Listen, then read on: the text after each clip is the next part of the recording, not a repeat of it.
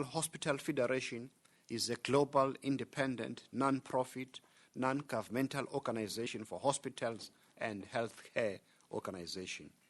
The annual Congress affords the health practitioners the opportunity to share best practice methodologies and approaches to improve the outcomes of healthcare. Cabinet also calls on parents to actively get involved in the 2015 school governing body, the SGB elections, that will take place in all public schools from the 6th to the 28th of March 2015. The SGBs contribute in the development of a strong sense of community ownership to our schools. The general performance of schools, including academic achievements, tends to improve when parents are actively involved and take an interest in the affairs of their children, in the affairs of schools. Over 250,000 governors are elected every 3 years to serve in our public schools, united by a common purpose to make education a real societal issue. The bills. Cabinet approved the submission of 2 bills, both amending the Children's Act of 2005 to Parliament. The amendments respond to court judgments which declared certain sections of the Act unconstitutional. The Children's Amendment Bill addresses the definition of sexual offense and aligns it to the Criminal Law Amendment Act of 2007. The amendments also deal with allowing the child offenders to make representations before their names are included in the National Protection Register. The proposed amendments also clarify the requirement for placing a child in foster care and provides for additional categories of children who may be adopted. The Children's Second Amendment Bill 2015 aims to ensure that all children enjoy services and benefits aimed at facilitating access to social care and safety and to create an effective social welfare system. It also seeks to provide a safe and protective environment for the placement of children who are found to be in need of care and protection.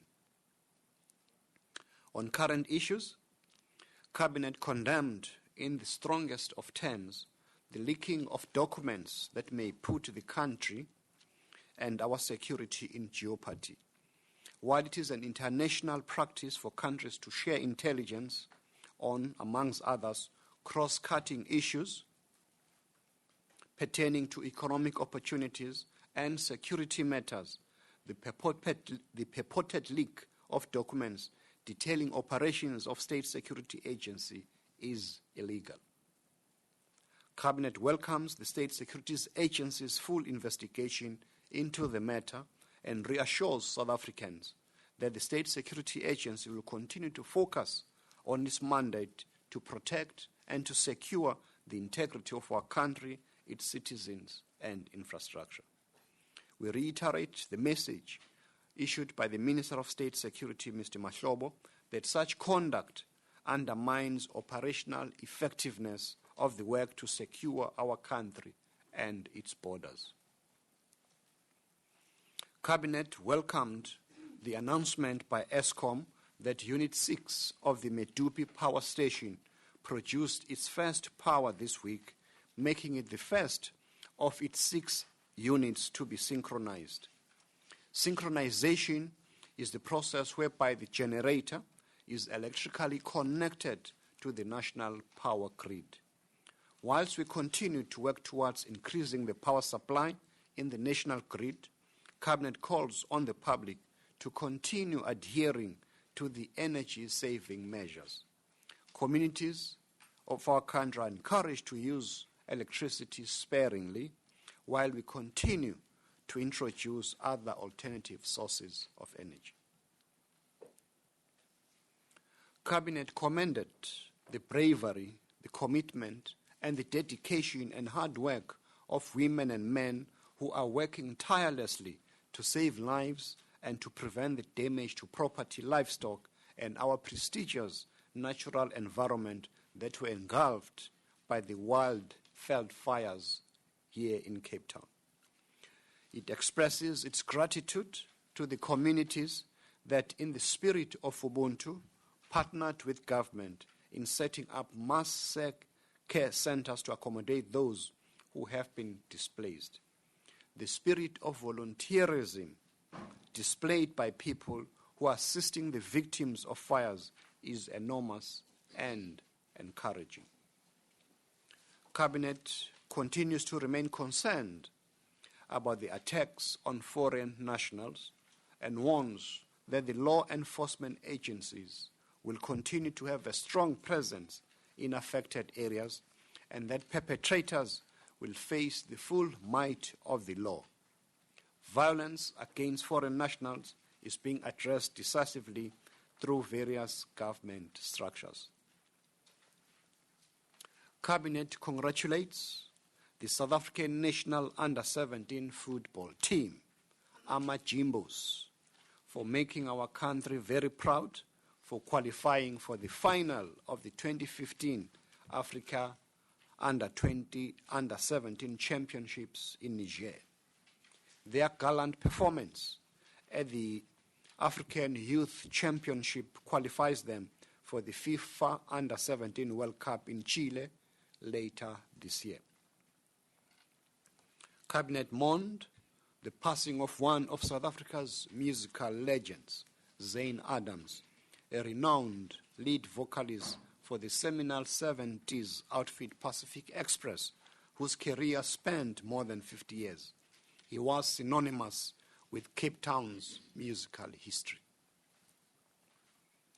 Cabinet is pleased that, true to the characteristic of a caring government, the final phase to repatriate all the mortal remains of South Africans who were killed during the collapse of the guest house owned by the Synagogue Church of All Nations in Lagos has been concluded. Our thoughts are with the families who lost their loved ones and those who were injured in the tragedy.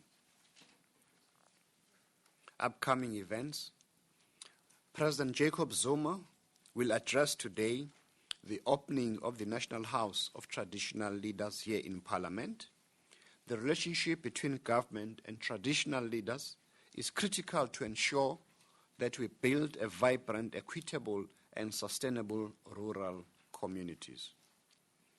Cabinet also welcomed the return of the mortal remains of the renowned struggle icons J.P. Marx and Moses Kotane to South Africa from Russia, where they were buried more than 42 years ago. These selfless leaders, who are regarded as fathers of our liberation struggle and had inspired other stalwarts such as Nelson Mandela, Oliver Tambo, and Walter Sisulu, will receive special official funerals. President Zuma has instructed that the national flag fly at half-mast from the 9th of March until the evening of the 22nd of March 2015. Moses Kotane will be reburied in Pella, Northwest Province, on the 14th March 2015, and J.P. Marx in Ventersdorp, Northwest, on the 22nd March 2015. Their return is part of government's commitment to return the remains of our fallen heroes who died on foreign land. Last year, renowned anti-apartheid journalist Nat Nakasa was successfully repatriated from New York to be reburied at the Heroes' Acre in Chesterville, Durban.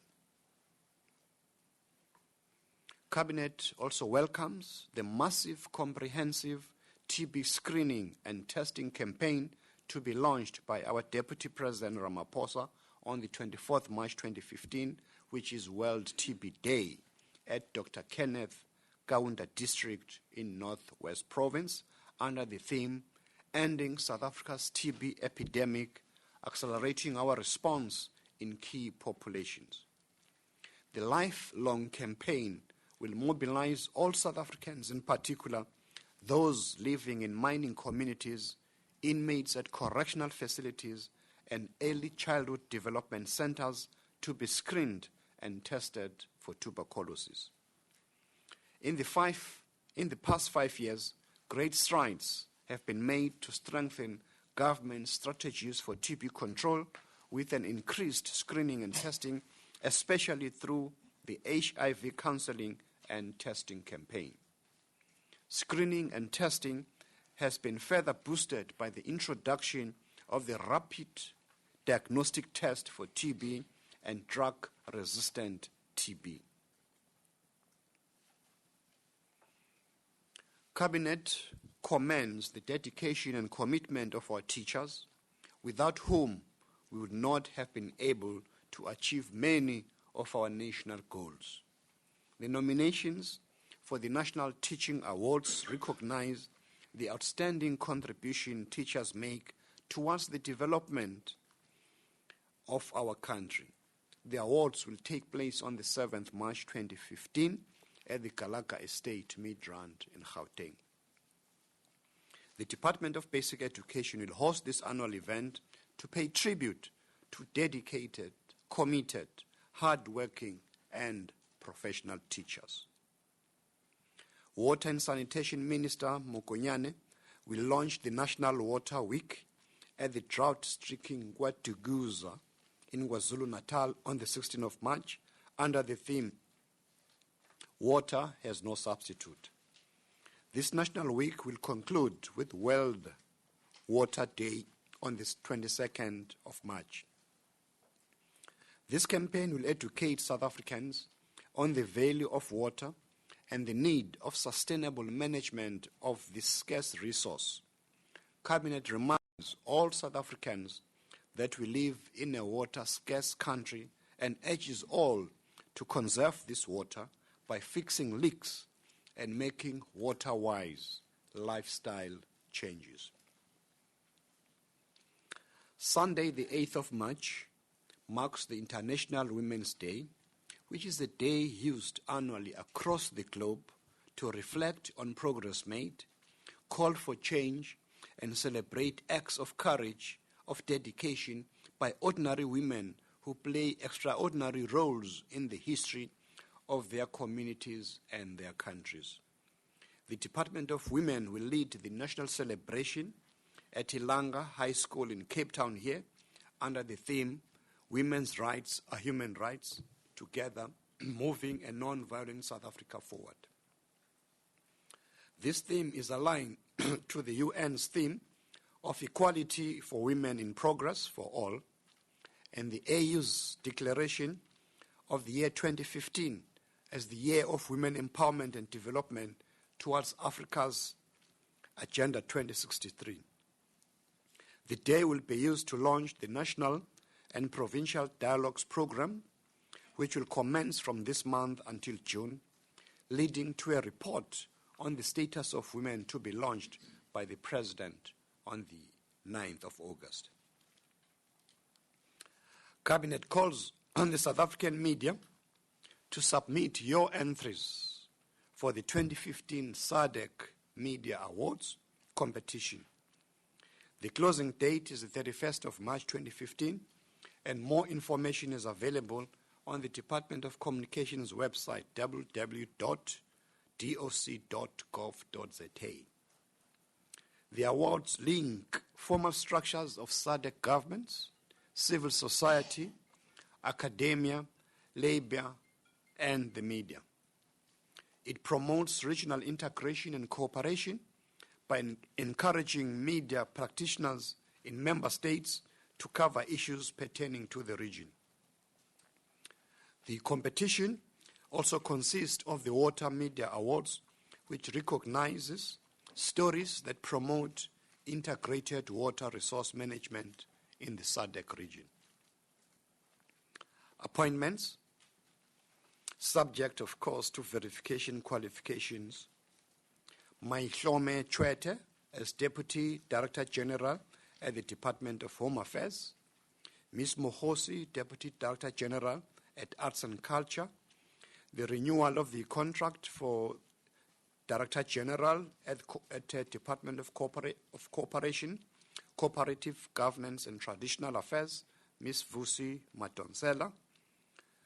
the appointment of non-executive directors to the ZA Domain Name Authority Board with Mr. Def Charan as chairperson, the Broadband Infracorp Board with Mr. Ngobo as chairperson, the Centec Board with Mr. Mello as chairperson, the South African National Biodiversity Institute Board, SANBI, Ms. Mahumula as chairperson, the National Parks Board, Mr. Yawich as chairperson, the Sanral Board with Mr. Mora as the chairperson, Airports Company South Africa, AXA, with Mr. Makozoma as chairperson.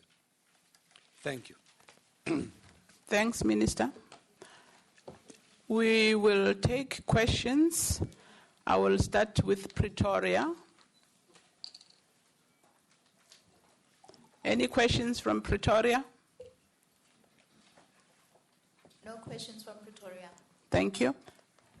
Okay. Let me start with the lady Carol at the back, and then I will come to you. Yes, and then down, Yan, and then you. So 1, 2, 3, 4. Yeah.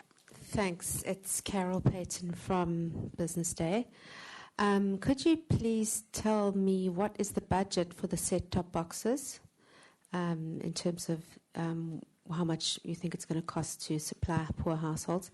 And what are the time frames for digital migration in terms of when the process will be completed? Thanks. Good morning, Minister. Paul Vecchiotto, Business Day. You said Cabinet condemns the leaking of the documents from the State Security Agency.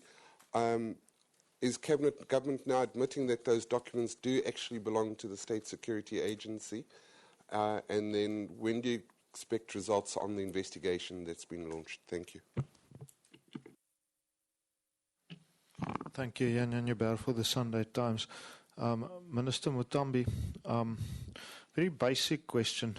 You know, these set-top boxes, you find two sorts of people, those who understand what's happening there and those who don't. For those of us who don't, can you explain in a very simple language, if I own a television set now and it is a certain age, what exactly does this mean?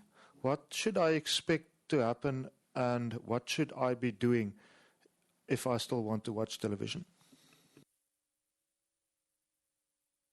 Mine is also for Minister Mutambi. I'm Abra of the SABC, and my question is similar to Yan's.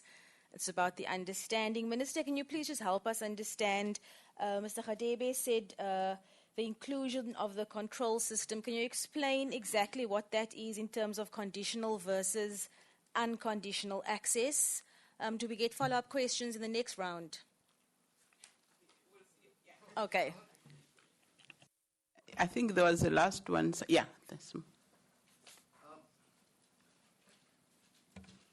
Mine is also on the set-up boxes. Bongadlwane from ENCA News.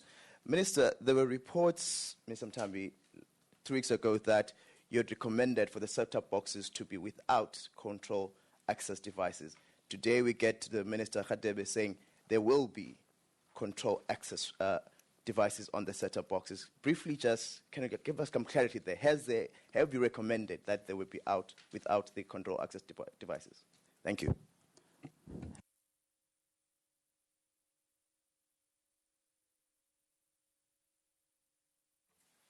Thank you. Let me deal with the issue as raised by Bongani from ETV. The policy that Cabinet approved yesterday,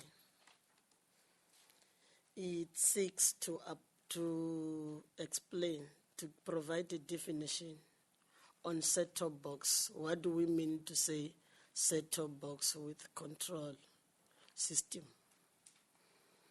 So I need to say it up front to say that you will recall the policy that was approved by Cabinet in December 2013.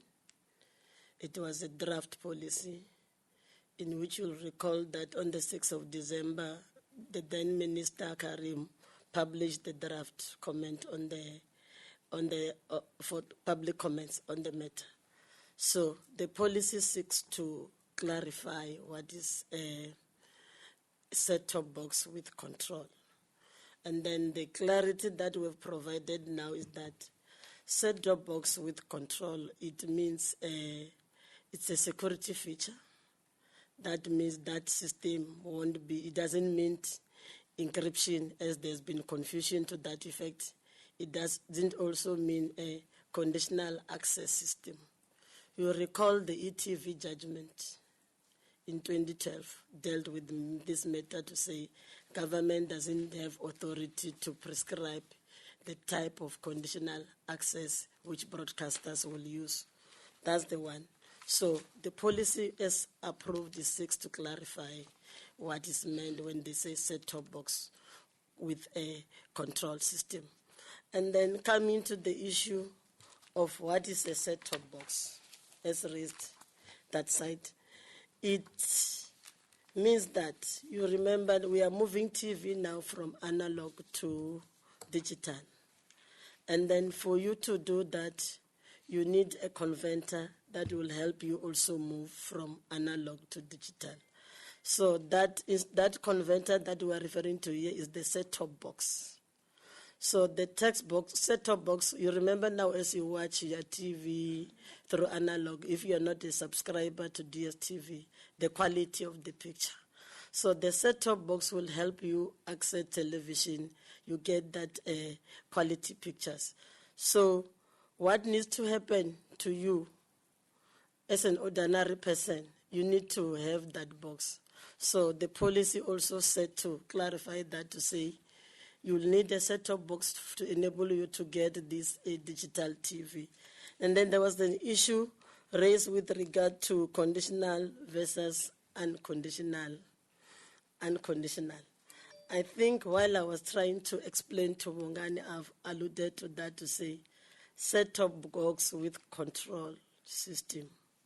It means it's a set-top box control that will protect a government investment on the box. And that is merely a security feature so that that box cannot be used outside the boundaries of South Africa. So basically that's it. And also with regard to the budgets that we have,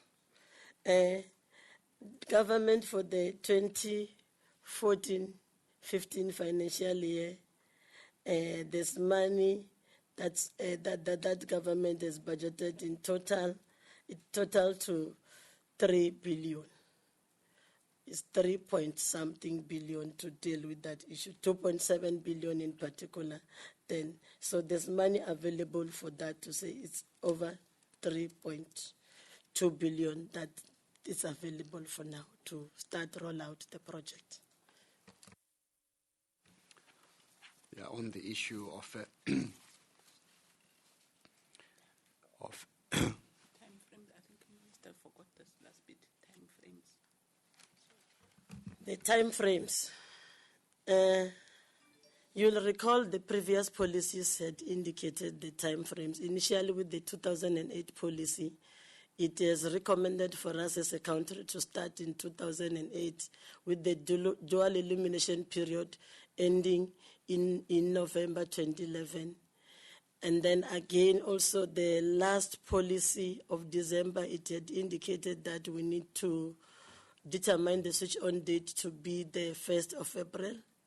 Now, as we were speaking, you know the deadline is just looming, wherein ITU expect us to have switch off come 17 June 2015.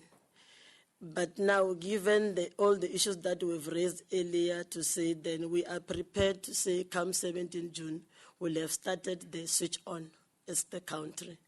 But if you check with regard to the timeline of the switch off, it's our intention that the mere fact that now we are subsidizing all the 5 million poor TV households is towards that realization to say you need everybody to migrate. So as government has given, the cabinet has given us the go-ahead to say we need to start with the process of switch on. And then Having assembled the entire team and if all systems go, then we'll be able to go back to cabinet and pronounce the switch off date. But learning from the other countries, there are other countries that took over 2 years to switch off. Others took 7, others took 10 years, depending on how they migrate. But with this policy that we are having now, I think it will also empower us to migrate as soon as possible, because if we will be able to provide all the 5 million poor TV household owning ones, then we can be able to expedite the process to make sure that the country migrates. The good thing about it now, there's clarity on policy, then it will make us to move with the quickest speed we can do. Thank you. On the spy cables, we'll await the minister's investigation. That was the only question that I want to answer at this juncture. Just to add to what the minister has said, that to expedite the process, government will prioritize the border areas in terms of distribution of these set boxes, so that it doesn't affect our neighboring countries. Thank you, Minister Mutambi. Babalo from Independent Newspapers. Just a follow-up on the digital migration. I know Kenya is grappling with the same issue as we speak, and well, they're a couple of steps ahead of us in terms of migration and set-top boxes. How will this be managed? Will we, as consumers or TV owners, have to buy them at the supermarket?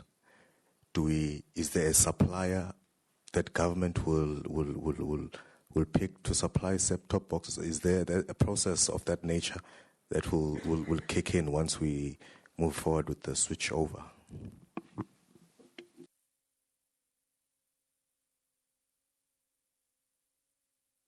It's Abra again. Minister, so government subsidizing poor families, right? Those who want conditional access as well, do they have to pay for themselves?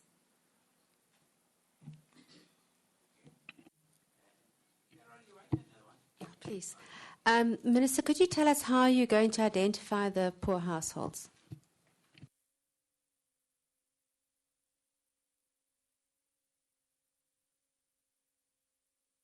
We just check Pretoria. Do you have any question? Because I think you are going for our last round. There's no question. No questions on Pretoria. Thank you.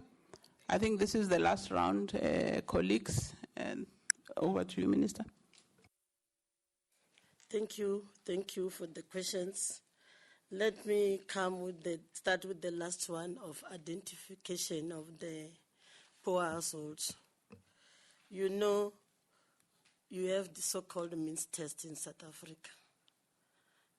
That always in the municipality, they also have the so-called indigent register.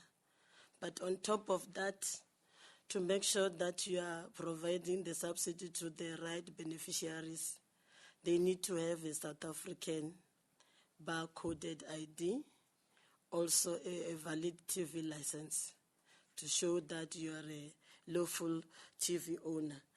And then with regard to the issue of conditional access payment, for the poor households, like we've indicated, it's a security feature. I'll give an example of your cell phone. It has an email number. Once your cell phone gets stolen, you are able to report it to the police, and then your service provider is able to blacklist it.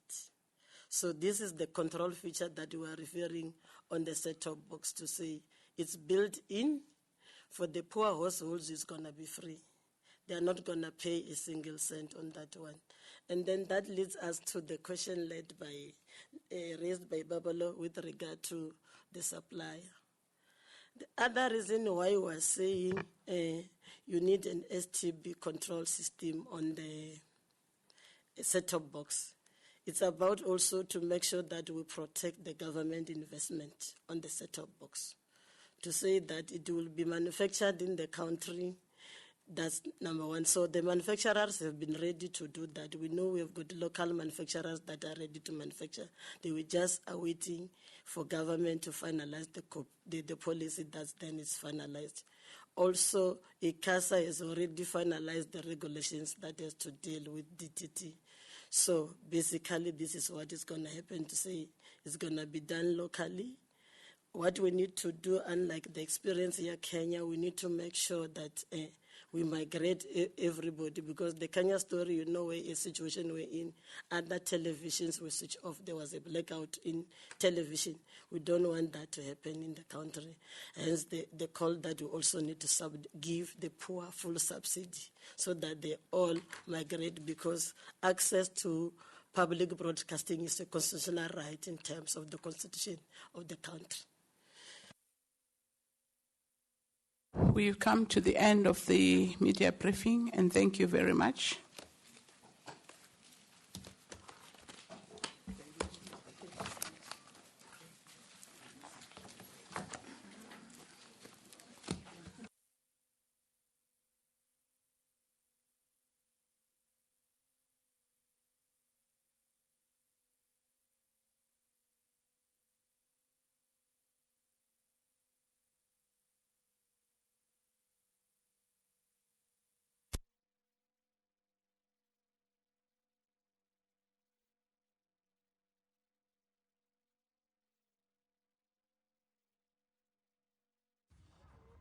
Places some are afraid to.